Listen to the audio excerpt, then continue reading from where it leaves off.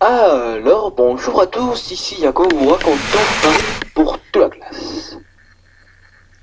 On est là, ici, à Paris, la deuxième meilleure ville du monde, après Madrid, bien sûr. Je vais vous présenter ces cinq constructions autour de la Seine. Le Grand Palais, là, les Jardins des Tuileries, le Musée d'Orsay, le Pont Neuf et la Saint-Chapelle. On va commencer par le Grand Palais. On est là.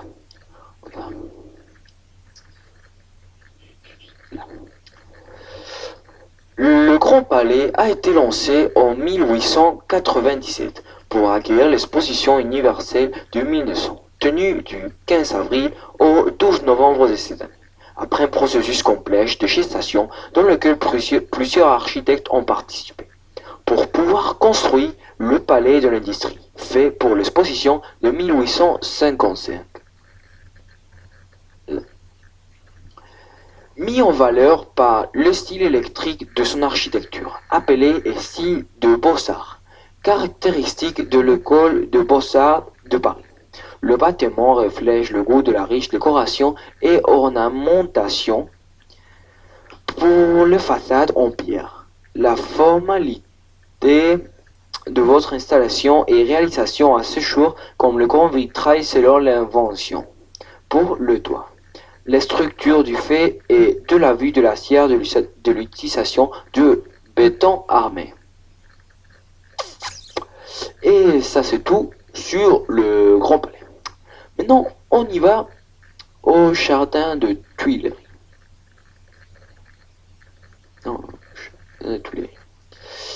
Ça c'est une photo du jardin de Tuileries qu'on vous pouvez voir. Tout ça. C'est joli, hein? Bon. Les Tuileries étaient autrefois un quartier de Paris, situé entre le palais du Louvre, la rue de Rivoli, le palais du Louvre, la rue de Rivoli, la place de la Concorde et la Seine. Il doit son nom au fait que son emplacement était occupé auparavant par des fabriques de tuiles. Au XXIe siècle, le site abrite désormais un jardin public constituant le plus important et le plus ancien jardin à la française de la capitale, et qui autrefois était celui du palais des Tuileries, ancienne résidence royale et impériale, aujourd'hui disparue. Le jardin des Tuileries est classé au titre de monument historique depuis 1914 et concernant les bergers de la Seine. La superficie du jardin est de 25,5 hectares, très comparable à celle du jardin de Luxembourg.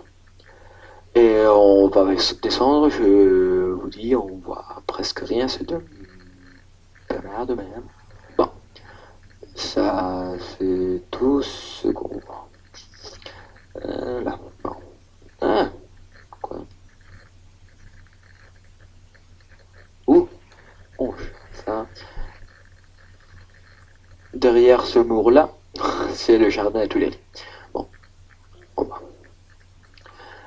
Et maintenant, je vais vous parler du musée d'Orsay. Ça, c'est une photo du musée d'Orsay à la nuit. Le musée d'Orsay. Le musée d'Orsay est une galerie d'art située à Paris, France, dédiée aux arts du XIXe siècle et de plus particulièrement la période de 1888 à 1914. Bâtiment occupait l'ancien gare d'Orsay et abrite la plus grande collection de peintures impressionnistes dans le monde, avec des chefs-d'œuvre de la peinture et de la sculpture comme Déjeuner de l'herbe de l'Olympia d'Édouard Manet. Un test de la stature petite danseuse de 1400 de Degas, Danse au moulin de la galette de Renoir, plusieurs œuvres essentielles de Courbet et même 5 tableaux de la série de cathédrales de Rouen de Monet. Chronologiquement, ce musée retrace l'histoire de l'art des maîtres anciens et l'art moderne contemporain. Tout ça, c'est le musée d'Orsay. Et je vais essayer de rentrer parce qu'avant, on a eu de la chance. On va rentrer gratuitement. On y va. On est là. Tout ça, c'est le musée d'Orsay. La façade intérieure, comme vous pouvez voir, c'est joli. Hein. Et ça, c'est un peu le musée d'Orsay. Et maintenant, je vais vous présenter le pont Neuf. Vous pouvez voir. Et le pont Neuf se trouve dans l'île de la Cité et elle la communique. C'est le pont le plus ancien de la ville et aussi le plus large, 232 mètres. On va aller là, en bas. Parfait.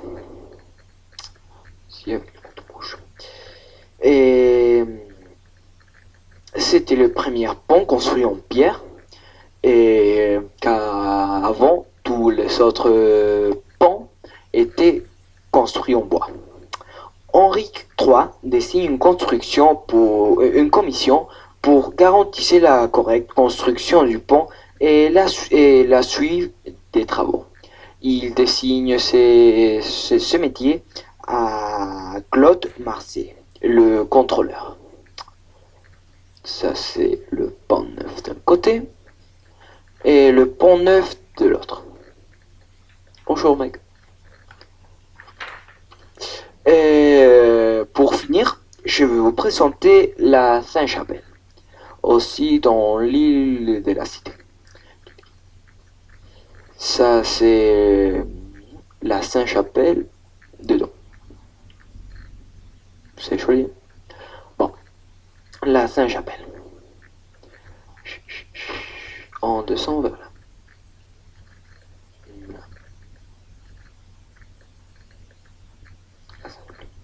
La Sainte-Chapelle, également appelée la chapelle royale de l'île de la Cité, est une église gothique située dans l'île de la Cité, au cœur de la ville de Paris, France. Il est considéré comme l'un des chefs-d'œuvre des travaux radieux de la période de l'architecture gothique. Il a été construit pour abriter les reliques achetées par le roi Saint-Louis de France. Il a été considéré comme l'un grand sanctuaire. Le mur en était remplacé par des fenêtres qui filtrent la lumière à travers les fenêtres. Bon, ça c'est le problème de copier de Wikipédia parce que rien n'a du sens. Tout ça, c'est la Sainte-Chapelle. Bon, et ici on finit, au revoir à tous. Ça c'est tout le tour touristique de Paris de Montgros. Je remercie aussi à Diogo et Joaquin qui m'ont aidé beaucoup en m'aidant surtout de l'information